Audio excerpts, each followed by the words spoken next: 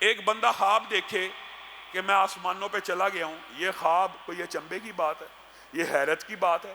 یہ کوئی تعجب کی بات ہے؟ اللہ تعالیٰ تو اس واقعے کی ابتدا کیسے کر رہا ہے؟ سبحان الذی، صرف اس لفظ سے انکار حدیث کا ہر فلسفہ، ہر باطل نظریہ گر جاتا ہے۔ سبحان الذی، اللہ ابتدا ایسے کر رہا ہے کہ ایک نہایت حیرت انگیز محیر العقول واقعہ اللہ بیان کرنے لگا ہے۔ سبحان الذی، پاک ہے وہ ذات، قدرت والی ہے، جلالت والی ہے۔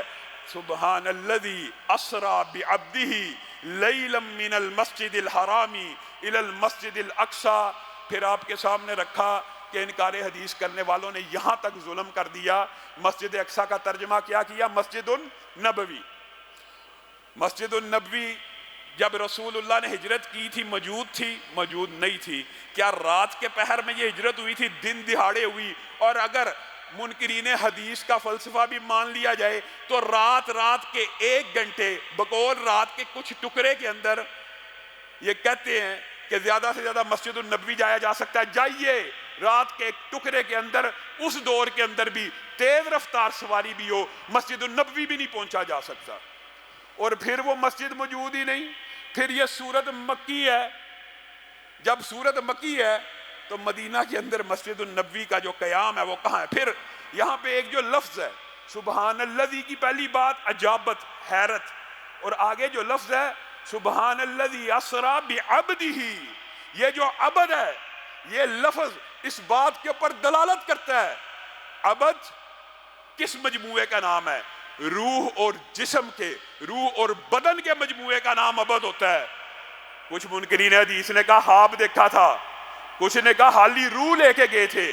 حالی روح کو کون عبد کہتا ہے؟ اٹھائیے، لغت سے بھی اگر آپ نے جواب دینا ہو، حالی عبد کا لفظ روح اور جسم کے علاوہ کبھی نہیں بولا جاتا۔ گویا یہ سارے کے سارے فلسفے اسلام کے اندر دراڑ ڈالنے کے لیے، لوگوں کے ذہنوں میں شکوک و شبہات پیدا کرنے کے لیے۔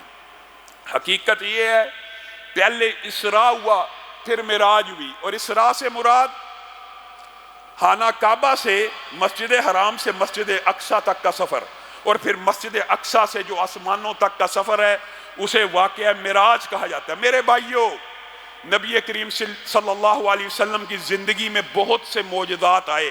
انشاءاللہ سیرت کے باب میں 1 یا 2 خطبے اسپیشل نبی کریم صلی اللہ علیہ وسلم کے معجزات کے حوالے سے آپ کے سامنے رکھیں گے۔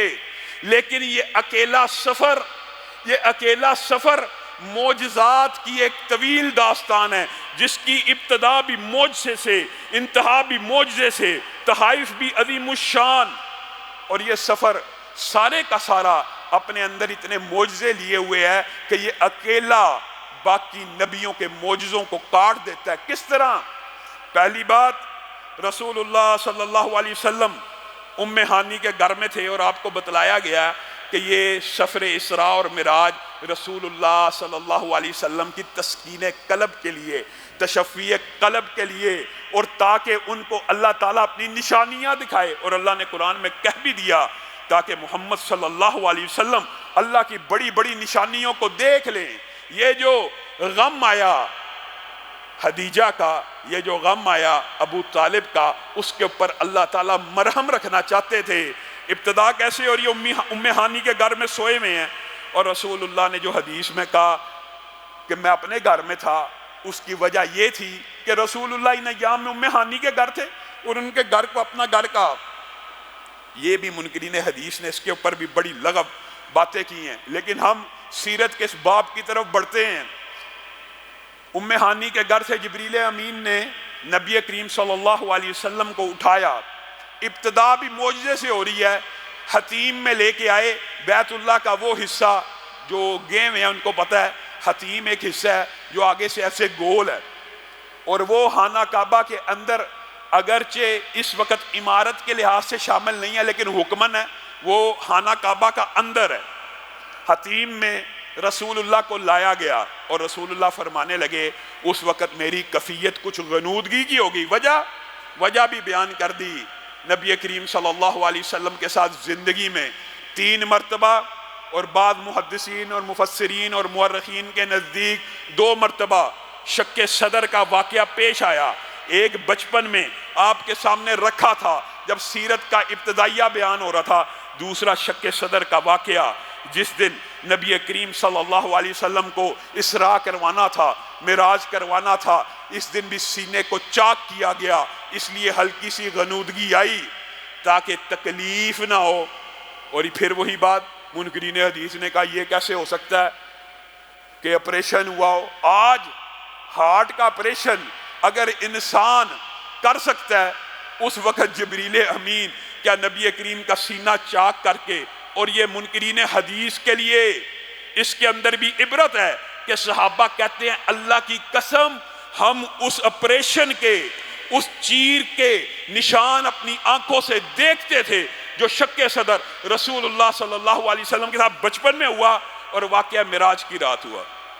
رسول اللہ صلی اللہ علیہ وسلم کے سینے کو چاک کیا گیا، سونے کا تشت لایا گیا، رسول اللہ کے دل کو آب زمزم سے دھویا گیا، مزید پاک کیا گیا، مزید پوتر کیا گیا۔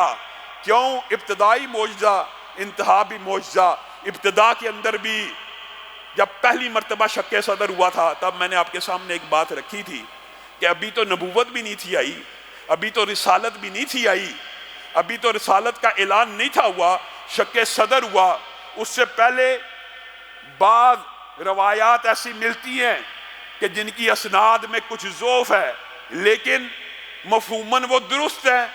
اس کے اندر سے ایک روایت کیا تھی کہ ابھی بچے تھے، دو فرشتے نازل ہوئے، ایک نے کہا ہوا ہوا، دوسرے نے کہا نام ہوا ہوا۔ کیا یہ وہی ہے؟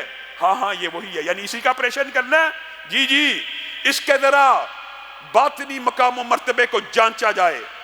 رسول اللہ کو ایک بندے سے تولا گیا، رسول اللہ کا پلڑا بھاری ہو گیا، یہ ابھی بچپن ہے۔ رسول اللہ کو 10 سے تولا گیا، 100 سے تولا گیا، 1000 سے تولا گیا، 1,00,000 سے تولا گیا، رسول اللہ کا پلڑا بھاری ہو گیا۔ انہوں نے کہا ایسے نہیں تول سکتا، کچھ اور کرنا پڑے گا، بندوں کی تعداد تخیلاتی طور پہ بڑھائی جائے۔